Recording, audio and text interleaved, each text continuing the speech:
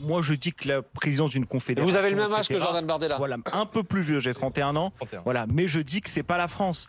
Et quand tout à l'heure vous disiez justement, on attend le jugement de Marine Le Pen, on appelle. Mais la présidentielle, ça se prépare pas 6 mois avant. On dit pas si Marine Le Pen est condamnée en septembre, alors j'y vais. Septembre, mai, allez 7 mois. Si elle est condamnée, alors j'y vais. Pour avoir lu les pages les 154 pages du jugement, ça sent pas bon. Mais on respecte la présomption d'innocence.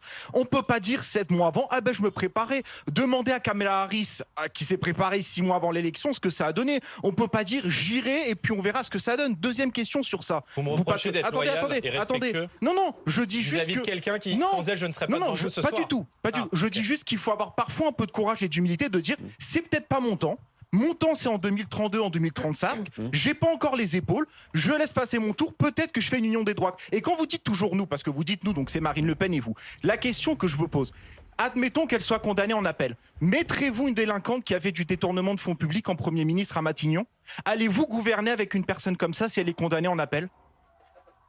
Je note que je ne vous ai toujours pas convaincu et qu'il va me falloir encore quelques heures. Je vais vous dire, je vais répondre plus largement. C'est le principe du forum. Hein. Mais avec grand plaisir. Et si je suis encore là au bout de 2h45, 2h30 d'émission. Oui, 46. Oui, bon.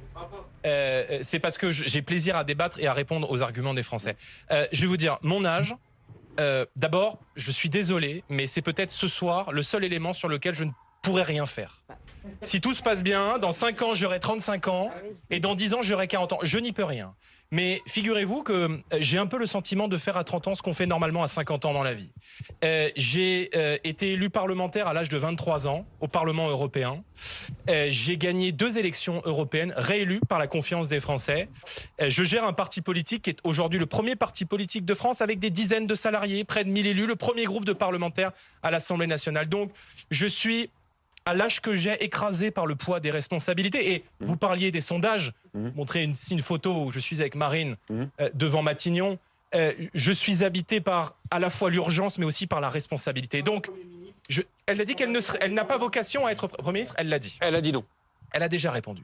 Mais je vais me battre à ses côtés pour qu'elle puisse prouver son innocence en appel parce que, encore une fois, je suis loyal. Et je serai toujours loyal à Marine Le Pen. J'ai toujours été son premier soutien. Et je serai son premier soutien parce que sans elle, je ne serais pas devant vous ce soir. C'est une femme qui m'a donné envie de faire de la politique. C'est une femme qui a réconcilié des millions de Français avec la politique parce qu'elle a toujours voulu être la voix, précisément des sans-voix et de ceux qui n'avaient pas voix au chapitre. J'ai beaucoup appris à ses côtés et je continuerai d'apprendre auprès d'elle, mais rassurez-vous, je ne suis pas seul, nous ne sommes pas seuls, et nous aurons demain des millions de Français. Vous voulez entendre Laura là-dessus? Par mon histoire personnelle, par ma famille liée à l'immigration. Et on a, et j'allais le dire, très certainement la même histoire. C'est-à-dire qu'on n'est pas des Français de souche, on est des Français que j'appelle de cœur et d'esprit, c'est-à-dire qu'on est venu par nous-mêmes ou par nos parents dans ce beau pays qui s'appelle la France, et on a décidé non pas de s'imposer comme un tout, mais d'épouser la culture française. C'est-à-dire ce que j'appelle l'assimilation républicaine, c'est pas venez comme vous êtes, c'est devenez ce que nous sommes. Moi, quand ma famille est arrivée d'Italie dans les années 60, ils sont arrivés, ils ont appris le français, ils ont respecté le cadre, ils ont respecté la culture, ils ont respecté l'identité, ils ont respecté la langue, et ma mère aimait tellement la France qu'elle a quitté le privé pour travailler dans la fonction publique en prenant, par naturalisation, la carte d'identité française. Donc, l'immigration, je connais bien à titre personnel et parce que j'ai grandi dans un territoire, la Seine-Saint-Denis, dans une cité HLM, où il y a beaucoup de gens qui sont issus de l'immigration. Et Farid vous dit la France a besoin des immigrés. Voyez, alors, Farid vous dit la France a besoin des immigrés. Attendez, on était au point d'accord, maintenant on va venir au point de désaccord. En règle générale, par contre, ça nous a permis de recréer des marges dans des métiers où il n'y avait pas de marge. Mais en fait, mais aujourd'hui, mais attendez, mais mélangez pas tout, s'il vous plaît, je vous en prie. Je vous dis juste que vous voulez faire quoi? Vous voulez faire que les brosses à dents qui viennent de Chine, vendues chez Carrefour, les prix vont baisser quoi, 15 jours? Qui a vu une TVA zéro et les prix baisser? Qui? L'Espagne et le Portugal, il y a un an. Non mais d'accord, l'Espagne et le Portugal, c'est 67 ans la retraite, vous êtes pour 62 et c'est 70 au Danemark. Quel rapport avec la TVA? Mais non, mais je vous redonne les exemples, vous prenez l'exemple espagnol. Quel rapport? Je vous dis que vous me dites que... Vous me dites que la TVA, personne ne l'a mis à zéro, je vous dis que l'Espagne et le Portugal l'ont fait, que ça a permis de redonner du pouvoir d'achat aux gens. Je vais vous dire, au lieu de faire toujours des espèces de systèmes d'aide, de fonctionnement d'État étatique qui n'est pas moderne, en fait, permettez aux gens de gagner mieux leur vie. C'est comme un truc qui est facile à comprendre. Ça fait 30 ans qu'on le dit, qu'on le disait au ministre d'avant, Bruno Le Maire. Tout le monde, on leur dit juste, il faut que les gens gagnent mieux leur vie. Donc réfléchissez à une réforme, on peut en parler ensemble, qui permette que les gens gagnent mieux leur vie. Que vous commettez un crime ou un délit, dehors. Je suis pour l'expulsion systématique des délinquants et criminels étrangers. La France à doit condition rester... qu'on vous les reprenne. La France, on pourra parler ensuite de la méthode. La France doit rester un pays ouvert et accueillant pour des gens qui viennent pour aimer notre pays, participer à l'activité du pays et pour, je dirais, apporter quelque chose à la société française. Mais si vous êtes un étranger qui arrive sur le sol français, que vous commettez un crime ou un délit, dehors.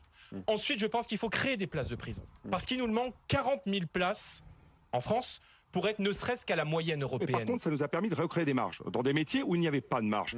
Mais en fait, mais aujourd'hui, mais attendez, mais mélangez pas tout, s'il vous plaît, je vous en prie. Je vous dis juste que vous voulez faire quoi? Vous voulez faire que les brosses à dents qui viennent de Chine, vendues chez Carrefour, les prix vont baisser quoi, 15 jours? Qui a vu une TVA à zéro et les prix baisser? Qui? L'Espagne et le Portugal, il y a un an. Non mais d'accord, l'Espagne et le Portugal, c'est 67 ans la retraite, vous êtes pour 62 et c'est 70 au Danemark. Quel rapport avec la TVA? Mais non, mais je vous redonne les exemples, vous prenez l'exemple espagnol. Quel rapport? Je vous dis que vous me dites que... Vous me dites que la TVA, personne ne l'a mis à zéro, je vous dis que l'Espagne et le Portugal l'ont fait, que ça a permis de redonner du pouvoir d'achat aux gens. Je vais vous dire, au lieu de faire toujours des espèces de systèmes d'aide, de fonctionnement d'État étatique qui n'est pas moderne, en fait, permettez aux gens de gagner mieux leur vie. C'est comme un truc qui est facile à comprendre. Ça fait 30 ans qu'on le dit, qu'on le disait au ministre d'avant, Bruno Le Maire. Tout le monde, on leur dit juste, il faut que les gens gagnent mieux leur vie. Donc réfléchissez à une réforme, on peut en parler ensemble, qui permette que les gens gagnent mieux leur vie. À chaque fois que l'Union européenne met ses mains quelque part, c'est une catastrophe. Ils ont touché à l'agriculture, c'est une catastrophe. On n'a plus d'exploitation agricole. Ils ont touché à l'immigration en 2015 avec la crise des réfugiés. On n'a jamais accueilli autant de personnes dans notre pays. À chaque fois que l'Union européenne touche à quelque chose, ils ont touché à l'industrie automobile, le secteur industriel de l'automobile est dans une situation de déliquescence majeure. Donc, à chaque fois que l'Union européenne met ses mains quelque part, c'est une catastrophe. Donc, moi, je suis favorable à une Europe des nations, une Europe des coopérations entre États. Je ne suis pas pour sortir de l'Union européenne, mais je pense que la progression de nos idées sur tout le continent peut nous permettre de changer un certain nombre de choses dans l'Union européenne, notamment, je le disais, le prix de l'électricité. Mais je ne veux pas demain que Madame von der Leyen, la présidente de la Commission européenne, puisse prendre la décision d'envoyer des soldats français mourir sur des théâtres d'opérations extérieures.